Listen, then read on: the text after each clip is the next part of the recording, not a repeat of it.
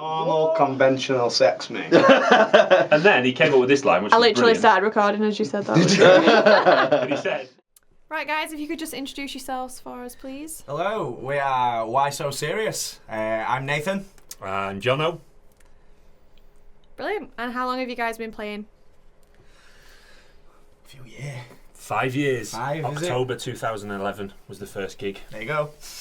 That at is that little pub in Ponty, where I had to add my name onto the poster with lipstick. Oh, because Red it just said Lion. Nathan. Yeah, I can remember that. Yeah. Nathan Walsh Acoustic. No. And Jono in lipstick. Yeah. And how long have you both been playing music separately? I've been playing for about 15 years. Hang on, 35, 25 years. Oh my goodness. Shit. 25 years. Mostly drums. A little bit of piano when I was younger, but mostly drums. Mm-hmm. Yeah. Not quite as long as this guy. On and off, really. Since I was about 8. I think I picked up an acoustic guitar when I was about 8. I'm 26. Sorry So, about the maths. yeah, a lot. On and off for like, 18 years? Something along those lines. Yeah. Yeah. Is there anything in particular that got you both into music, or is it just something you started doing when you were younger? My old man, yeah, my dad used to have an acoustic guitar behind his chair in the living room. I just used to pick it up, like, not all the time, but quite often, when I was really young. And I just used to sit there and play music out of these really old music books, you know, like songs like Elvis and Buddy Holly and things like that. And I just used to be amazed by it, like really amazed. And as I got a little bit older, he kind of let me have a go, and that's it, really. The rest is history. Yeah, the rest is history, as they say. Yeah. My mum and dad always wanted us to be musical or try music out, so we were all given kind of piano lessons from when we were quite young, and I did that for a while, and then decided that I wanted something a bit different, and got to high school and picked up drums then. Not the shit so- out of things. Yeah. So got into music because my mum made me get into music. Both massively influenced by your parents, Yeah, then yeah, it seems. yeah, Oh yeah. definitely. It's pretty cool. So, does either or both of you have a best memory of playing music that you can think of? For me, opening at Download was quite impressive. Oh yeah. I'm not sure. That's I was in definitely a winner. Yeah, that's I was in a band a few years ago, and we were lucky enough to get a slot on the Red Bull stage at Download. So that was quite impressive. Quite pleased with that.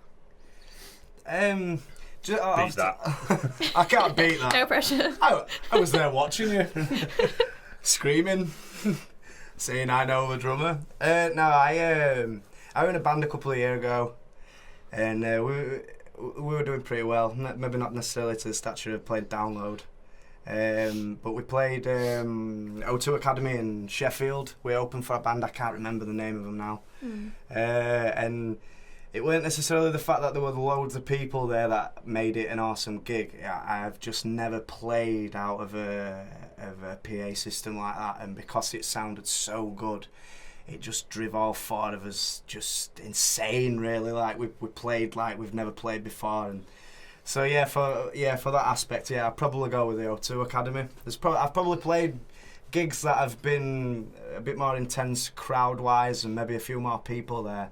But no, O2 Academy definitely is probably one of the first ones that springs to mind. Yeah. Definitely.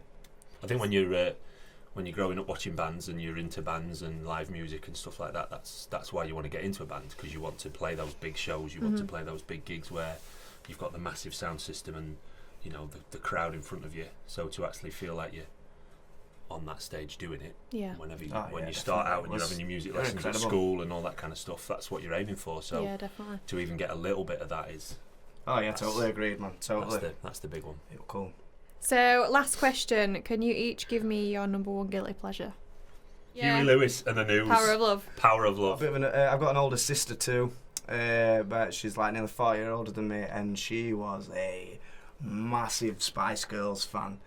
And you know what? When I hear Spice Girls, it's in there. It's like I know all the words, I know all the dance routines and things. No, I'm only kidding. I don't know dance routines. I make my own up.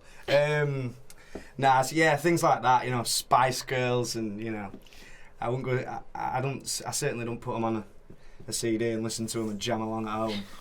But if I've had a beer and they're on the jukebox, as they say, I will have a damn good boogie. So I suppose it's technically another question, but what are you going to play for us today? We're going to do a cover of No One You Knows forget by stuff. Queens of the Stone Age, and Yeah, we're gonna do a cover. We're gonna do an acoustic cover. Hard to Handle. Otis Redding's Hard to Handle. Brilliant. Thank you for having us. It's been a lot of fun. Thanks a cheers. No, Thank you're you. very welcome. Cheers, guys. Thank you.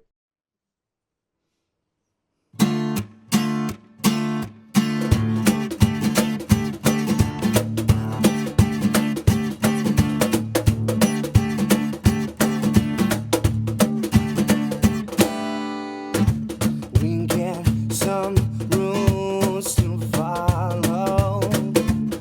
Then this, me's and those. No one knows.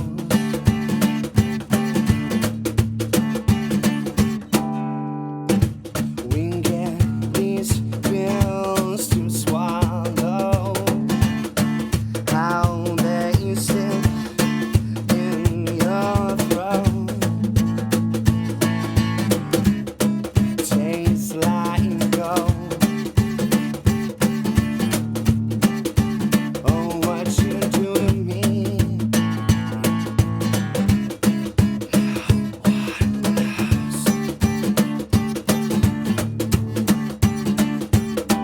And I realize you're mine, and I'll be a fool of mine.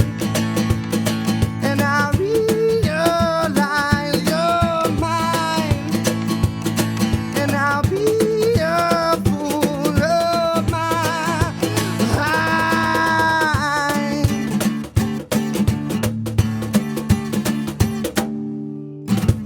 I drift along the ocean on the mountain with no hope.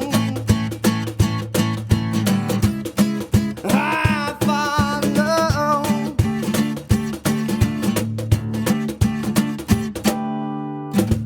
I drift along the ocean.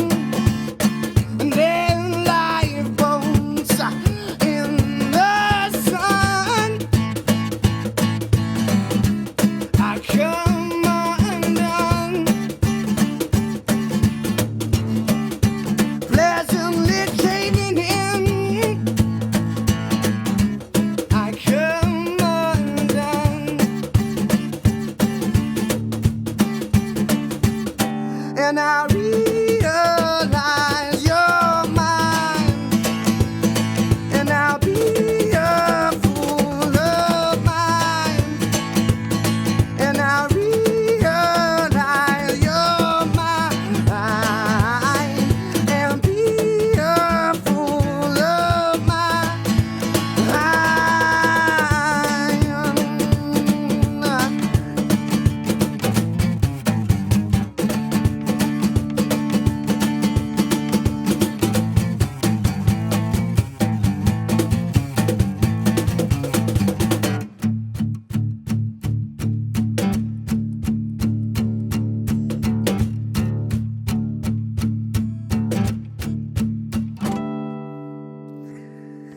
Heaven smiles above me.